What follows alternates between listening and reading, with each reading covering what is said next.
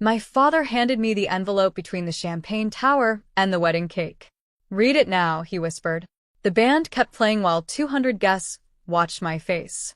My sister, Vanessa, stood beside him in her white dress, holding her husband's hand like she'd already won something bigger than marriage. A photographer moved closer. Cameras lifted around the ballroom. People sensed blood before I even opened the paper. I unfolded it slowly. A formal family rejection letter, signed by my father, signed by my mother. 3 paragraphs explaining why I was no longer welcome in the family after years of embarrassment, instability, and selfish decisions. Every sentence had been written carefully enough to hurt forever. Vanessa smiled when she saw my hands shaking. She thought I was finally breaking. What nobody there understood was this. My hands were shaking because I was trying not to laugh. Earlier that afternoon, before the ceremony started, I had already signed documents of my own inside a quiet office 6 blocks away. Documents connected to my grandfather's estate. Documents my father spent 15 years hiding from me. And at exactly 8 p.m., those documents were scheduled to become public. The ballroom clock read 7:52. The first time my father called me a disappointment, I was 11 years old. Vanessa had won a junior dance competition that morning. I had spent the same morning sitting beside our grandfather in a hospital room, reading him detective novels because chemotherapy made him too tired to hold the book himself. That night, Dad raised his glass at dinner. "To the child who actually tries," he said, smiling proudly at Vanessa. Nobody looked at me afterward. Not even Mom. The pattern never changed. Vanessa performed. I disappeared quietly into the background. Birthdays became celebrations for her achievements. Holidays became speeches about her future. I learned early that love inside our family worked like currency. You earned it publicly, or you didn't deserve it privately. Grandpa Arthur was the only exception. He saw everything. While everyone else praised Vanessa's beauty and charm, Grandpa watched how she spoke to waiters, assistants, drivers. He noticed how my father manipulated people with kindness that vanished behind closed doors. He noticed my mother staying silent whenever cruelty became convenient. Most importantly, he noticed me. 3 months before he died, he asked me to meet him alone at his attorney's office. He looked terrified. Then he slid a sealed folder across the desk and quietly said, "Your father will destroy this family trying to keep this hidden." That was the moment everything changed forever. Inside the folder was proof my father had stolen nearly everything from Grandpa Arthur before the cancer took him. Property transfers, forged signatures, hidden offshore accounts. There were emails between my father and a financial advisor discussing how to move assets before the will could be challenged. Vanessa's name appeared repeatedly beside luxury purchases funded directly from accounts that legally belonged to Grandpa's estate. I sat frozen in that office for almost an hour. Grandpa watched me carefully. "I wanted to believe he'd stop," he whispered. "But greed changes people permanently." The worst part was discovering what my father sacrificed to protect the lie. Me. According to the original estate documents, Grandpa intended to leave equal shares to both granddaughters. After the forged amendments appeared, Vanessa inherited nearly everything while I received a small trust fund designed to look generous enough to avoid suspicion. Dad spent years telling relatives I lacked ambition, that I was emotionally unstable, financially irresponsible, difficult. He built a version of me people could dismiss easily once the estate became public. And it worked. Even my own mother stopped defending me eventually. The night before the wedding, I confronted Vanessa privately inside the hotel bar. I gave her one final chance to tell the truth before legal filings became official. She stared directly into my eyes while sipping champagne. Then she smiled softly and said, "Nobody's going to believe you over Dad." At 7:58 p.m., my phone vibrated inside my purse. I already knew what the message said before I opened it. The estate filings were live. My attorney had submitted everything exactly at 8 o'clock, including the forensic audit, the original will, and Grandpa Arthur's recorded testimony filmed 2 weeks before his death. I slipped my phone back into my purse while the reception continued around me. Vanessa was laughing during her first dance. Dad stood near the bar shaking hands proudly, completely unaware his entire life had just cracked open underneath him. Then phones started appearing. One guest checked a screen, then another.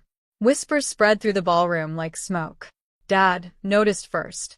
His smile faded while reading his own email notification. I watched the exact second color drained from his face. He opened the attachment again. And again. Like repetition could somehow change facts into fiction. Mom grabbed his arm nervously. Vanessa stopped dancing mid-song after her new husband looked down at his phone and slowly stepped away from her. The room changed instantly. People who adored my father minutes earlier now stared at him carefully, calculating every conversation they'd ever had with him. Every charity speech. Every business success story. Every expensive gift. Dad looked directly at me across the ballroom. For the first time in my entire life, he looked afraid of me. Then my Uncle Richard approached him, holding printed documents somebody had already forwarded downstairs from the hotel business center. And he asked one sentence loud enough for nearby tables to hear. "You stole from your dying father?" Nobody returned to dancing after that. The music stopped awkwardly in the middle of a song while guests pretended not to stare. Hotel staff froze beside half-served champagne glasses. Even the photographer lowered his camera slowly, realizing this wedding had become evidence instead of celebration. Dad pulled Uncle Richard toward a private hallway. Their shouting carried straight through the ballroom walls.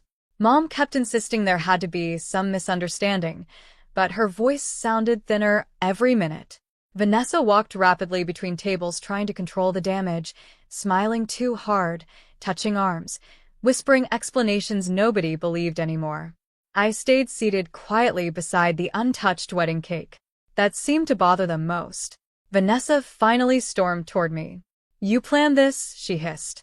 I folded my napkin carefully before answering. "No," I said calmly. "Grandpa planned this." Her face changed instantly. Not anger, fear. Because deep down, Vanessa always knew the money was poisoned.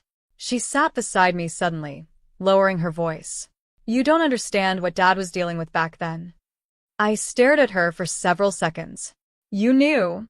Tears filled her eyes immediately, but they came too fast, too perfectly.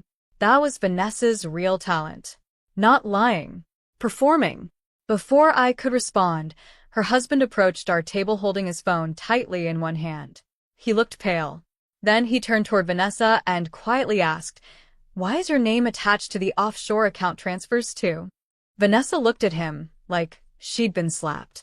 For the first time that night, she had no performance ready. Her husband, Caleb, dropped a stack of printed bank records onto the table between us. Several guests nearby pretended not to listen while staring directly at every word. Vanessa grabbed the papers quickly. "You don't understand these," she whispered desperately.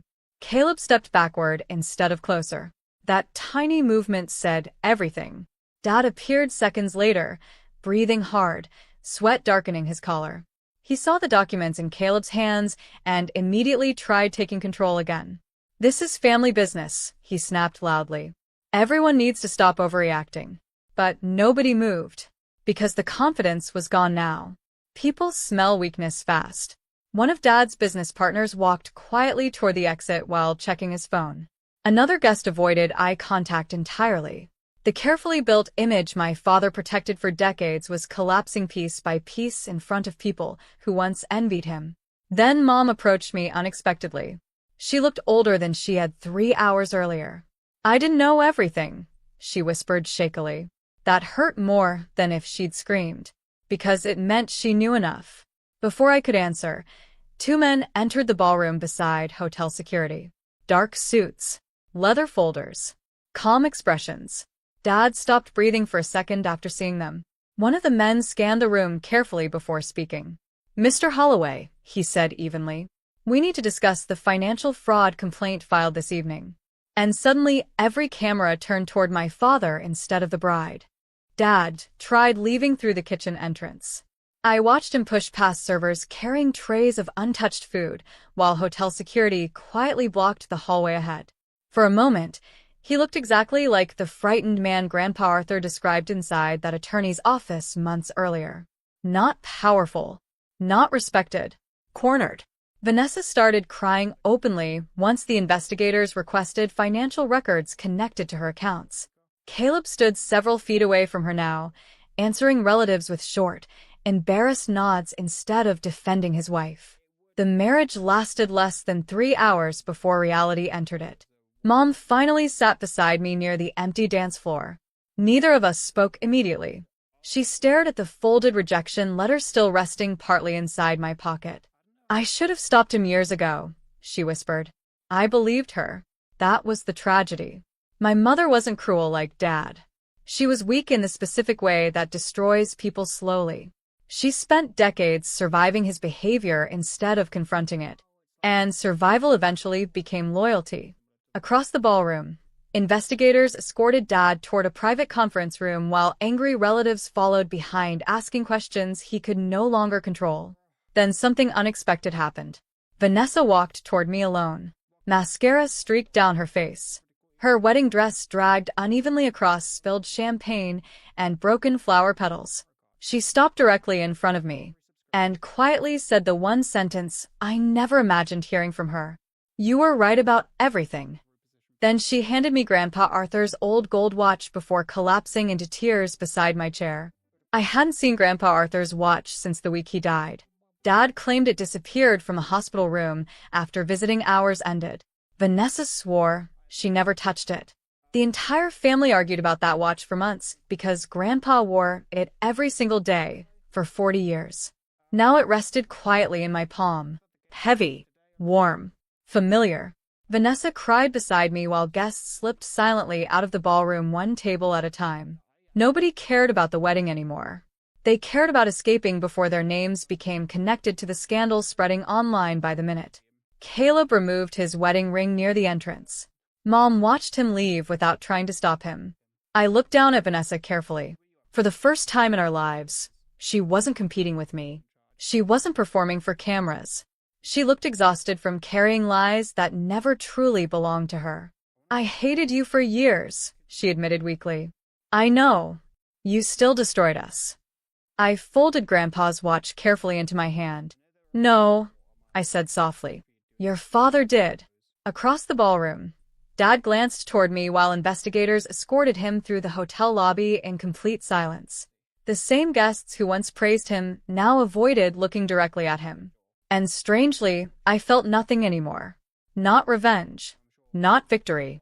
Just peace.